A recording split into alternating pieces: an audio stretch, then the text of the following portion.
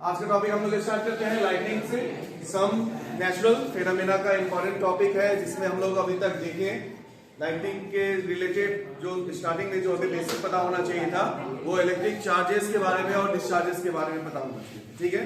जिसमें हम लोग को देखने को मिला कि जो दो ऑब्जेक्ट जो वैसे ऑब्जेक्ट जो न्यूट्रल भी है उसके ऊपर हमारा क्या हो जा रहा है, चार्जेस आ रहे हैं। जिसमें हम लोग क्या हुए एक्टिविटीज भी देखे थे, जिसमें हम लोग कोई एक प्लास्टिक से रब कर रहे हैं तो उसमें चार्जेस ट्रांसफर हुआ है। कुछ ऐसे है हमारे पास प्लास्टिक जो रबर था वो भी हमारे पास क्या है, चार्जेस इंड्यूस कर रहा है ना। ये सब देखे थे।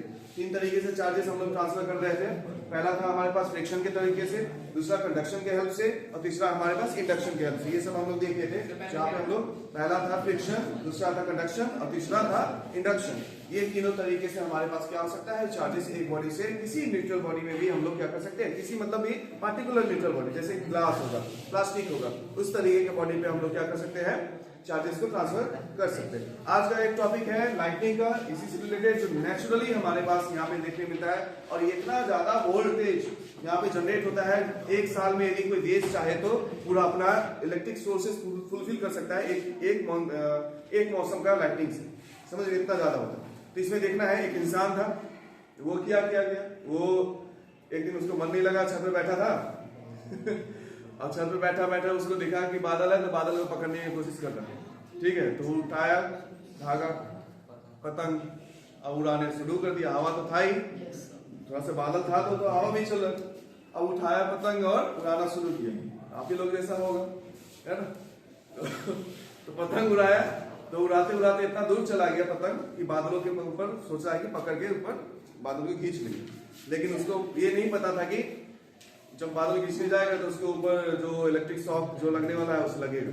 लेकिन अभी इलेक्ट्रिक शॉक उसे लगा नहीं। वो जो धागा में क्या किया, एक की जो होता है ना, मतलब कोई मेटल बॉडी उसमें लगाया और उस मेटल बॉडी की वजह से जो इसमें जो क्लाउड्स जो हमारे पास बने थे ना उसमें उसको क्या देखने को मिला, लाइटिंग उसके ऊपर स्ट्राइक किया। मतलब उसे यहां से ये पता चला कि ये जो लाइटिंग स्ट्राइक हुआ है कहीं ना कहीं चार्ज का डिस्चार्जेस हुआ है, कहीं चार्जेस बना हुआ था। उस लाइटिंग की हेल्प से वहां पे उस मीडियम की हेल्प से वहां पे लाइट आया। तो ये इंसान का नाम था बेंजामिन फ्रैंकलिन, जिसके बारे में आप लोग देखोगे बुक में होगा। 18वीं सेंचुरी में पतंग उड़ा रहा था, अभी का नहीं। अभी उड़ाओगे पतंग तो पतंग उड़ तो जाएगा, लेकिन लाइटिंग वाला आप लोग पढ़ लियो तो नहीं लगेगा, उसको लगने वाला था लेकिन बच गया। 18वीं सेंचुरी में उड़ा रहा था। तो उसी से में इसको पता चला कि इस तरीके से चार्जेस डिफरेंसेस होते हैं और उस चार्जेस डिफरेंसेस की वजह से यहाँ पे हमारे पास लाइटिंग होता है और थंडरस्टॉर्म। जो इसमें आप लोग एक स्टोरी पढ़े थे, याद है, आसमान गिरा खरगोश बोलते भागता है। आसमान गिरा हुआ नहीं सुने, आसमान गिरा, अरे खरगोश का कहानी था, नहीं सुने, आसमान गिरा। थंडरस्टॉर्म से होता है जिसमें खरगोश सोया हुआ रहता है, उसको बिना देखे हुए दौड़ जाता है, लेकिन वो नारियल गिरता है उसके। अरे खरगोश का एक कहानी है, नारियल के पेड़ के नीचे सोया हुआ रहता है और वो नारियल गिरता है तो उसको लगता है कि आसमान गिर गया, ठीक है। तो वो दौड़ते दौड़ते पूरे जंगल में क्या कर देता है, अफवाह फैला देता है कि आसमान गिर रहा है। तो वो का एक कहानी जिसमें हम लोग मिसलीडिंग आपका इंफॉर्मेशन पे ध्यान नहीं देना चाहिए, इससे रिलेटेड था। तो यहाँ पे भी उसी तरीके से थंडर स्टॉर्म होता था ना, तो लोग अभी आप लोग भी देखते हो कि बचपन में कि फोटो क्लिक हो रहा है, भगवान फोटो क्लिक कर रहे हैं तो चलिए क्लिक करवा दीजिए, होता है कि नहीं। तो अब तो फ्लैश लाइट के साथ हो रहा था, वेल्डिंग भी तो ये जो हमारे पास जो नेचुरल फिनोमेना है उसके बारे में समझना है। तो इसमें पहले दो चीज समझना होगा। पहले हमें ये समझना होगा कि हाइड्रोलॉजिकल साइकिल क्या था। हाइड्रोलॉजिकल साइकिल में क्या था, इवापोरेशन हो रहा था और इवापोरेशन में एक ही चीज था जो साइंस का रिलेटेड, वो ये कि जब कभी भी किसी वाटर मॉलिक्यूल्स को हम लोग हीट अप करते हैं जो लिक्विड स्टेट में है, वो जब हमारा वेपर स्टेट में जाता है तो वो क्या होता है, थोड़ा सा हॉट एयर क्रिएट करता है, वो लाइट होता है, समझ में आया। तो वो क्या करेगा, अपवर्ड मूव करेगा और जो कोल्ड होगा वो क्या करेगा, डाउनवर्ड मूव करेगा। उसी तरीके से यहाँ पे जब हमारा एटमॉस्फेयर में क्लाउड का जो फॉर्मेशन होता है तो वो क्या करता है, इवापोरेशन होता है, फिर ऊपर जाके कंडेंस होता है। तो ऐसा तो नहीं है एक बार जो क्लाउड गया तो ऊपर ही के ऊपर कंडेंस होगा तभी बारिश होगा, दूसरा नहीं जाएगा, ऐसा तो नहीं हो सकता है। वो तो जाते रहता है, कंटिन्यूअस जाते रहता है। तो यहाँ पे उसी तरीके से जो हॉट एयर जो हमारे पास नीचे से जा रहा है इवापोरेट होके, तो वो क्या करता है, ऊपर की तरफ मूव करता है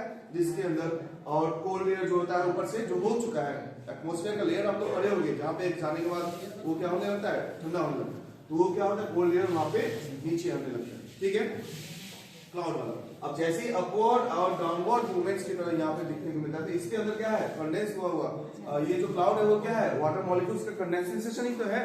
और उसके अंदर क्या देखने को मिलेगा, आइस क्रिस्टल देखने को मिलेगा, और उसके बाद वाटर ड्रॉपलेट्स देखने को मिलेगा। इसी वाटर ड्रॉपलेट्स और आइस क्रिस्टल की वजह से यहाँ पे हमारे पास फ्रिक्शंस और चार्जेस जनरेशन देखने को मिलता है। क्लियर? जहाँ पे कोल्ड एयर जो नीचे आ रहा है और के ऊपर ऊपर जा रहा है, तो अपवर्ड वाला जो एरिया हमारे पास क्लाउड का बनता है वो कैसा बनता है, पॉजिटिव बनता है, और डाउनवर्ड वाला जो बनता है वो नेगेटिव बनता है। क्लियर? यहाँ तक क्लियर हो गया? अब इस तरीके से अब ये लाइटिंग नीचे की तरफ आएगा कि ऊपर की तरफ आएगा, उसके बाद में देखते हैं। पहले ये बन गया, अब इसमें लाइटिंग कहाँ कहाँ कैसे कैसे होगा।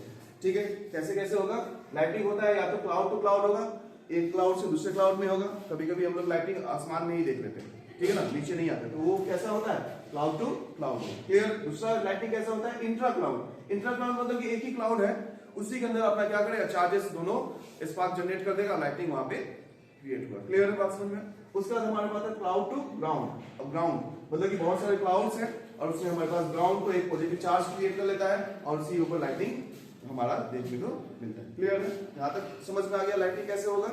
अब समझना है कि ये जो लाइटिंग हुआ, तो यहाँ पे अब देखोगे, देखो ये हम लोग पढ़े थे ना कि पॉजिटिव पॉजिटिव रिपल करता है, पॉजिटिव नेगेटिव अट्रैक्ट करता है, सेम फेनोमेना यहाँ भी लगता है। तो जैसे यहाँ पे ऊपर वाला एरिया पे पॉजिटिव बना और ये यहाँ पे नेगेटिव बना, दो क्लाउड आसपास में रहेंगे, और ऐसा नहीं कि इतना दूर भी रहता है, नजदीक भी रहते हैं और बहुत सारे दूर भी रहते हैं, सब एक दूसरे के ओवरलैप करके चलते रहता है क्लाउड। तो ये नेगेटिव वाला क्लाउड ये पॉजिटिव वाले क्लाउड के ऊपर क्या करेगा, अट्रैक्शन क्रिएट करेगा। ठीक है, चार्जेस है, पॉजिटिव नेगेटिव क्या करेगा, अट्रैक्शन क्रिएट करेगा। अब जैसे ही क्रिएट करेगा तो बीच में एक एयर मीडियम होता है, लेकिन हमें पता है कि air act as a insulator.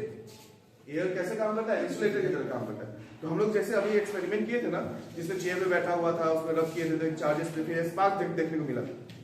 वो स्पार्क हमारा सेम एयर की वजह से हुआ था। वहां पे एयर मीडियम क्रिएट कर दिया था, जो एक बॉडी से दूसरे बॉडी में गया, चार्जेस वहां पे इतना स्ट्रॉन्ग हो गया कि वो बिना किसी कंडक्टर के हेल्प से वो क्या किया, जंप करना शुरू कर दिया। याद है? उसी तरीके से यहाँ पे एयर जो इंसुलेटर है, यहाँ पे act as a medium create हो जाता है, जिसकी वजह से यहाँ से पॉजिटिव नेगेटिव यहाँ पे स्पार्क इधर से उधर ट्रांसफर होना शुरू हो जाता है। क्लियर? और यही स्पार्क ट्रांसफर की वजह से ये तो हमारा लाइटिंग का फॉर्मेशन है। क्लियर? लाइटिंग है क्या? लाइटिंग एक सिंपल सा एक डिस्चार्ज फेनोमेना है लार्ज स्केल एरिया में जो क्लाउड में फॉर्मेशन हो रहा है।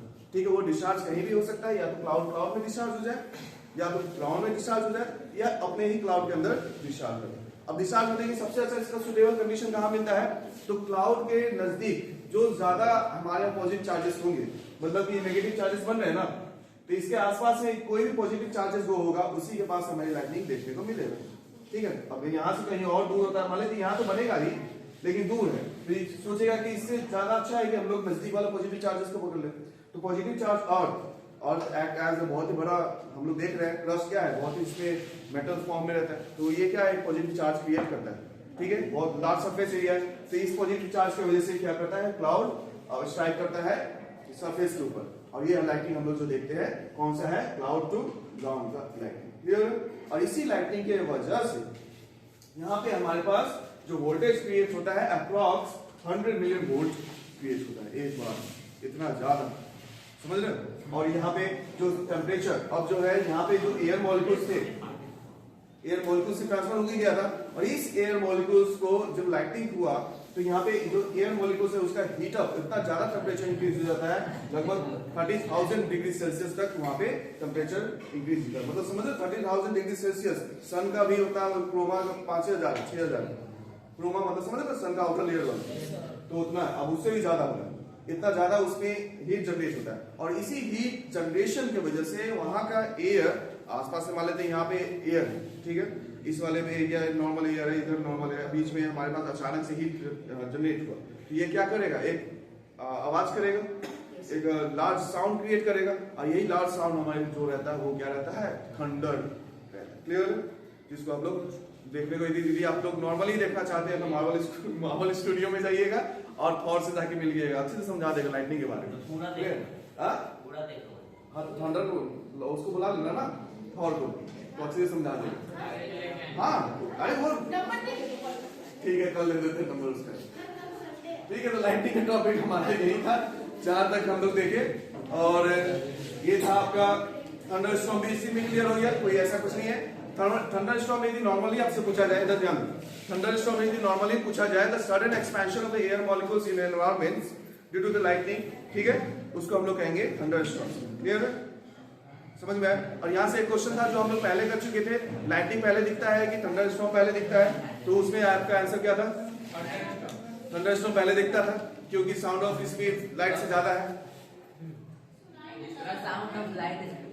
क्वेश्चन लाइटिंग होगा ना पहले,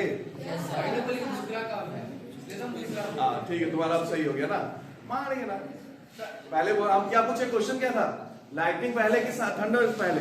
पहले lightning, because speed of light, lightning का मतलब कि स्पीड ऑफ लाइट ज्यादा होता है स्पीड ऑफ साउंड से, दैट्स व्हाई लाइटनिंग पहले दिखता है, आफ्टर दैट हम लोग साउंड सुनते हैं। क्लियर? तो ये था आपका lighting natural phenomena of the topic का।